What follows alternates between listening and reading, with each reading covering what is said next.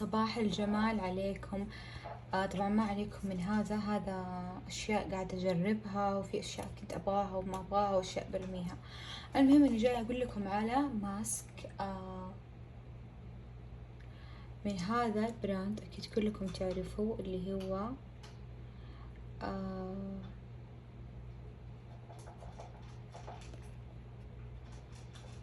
أفروشي.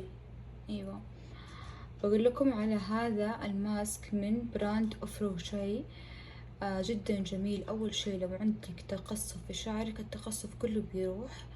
ترطيبه جدا خيال، ريحته تجنن، مناسب للشعر المجعد، الشعر الخشن. إذا مثلا أنتي من الناس تستشفري شعرك كثير، ترى مرة راح يفيدك. بنات راح تدعولي من جد، مرة خيال صراحة.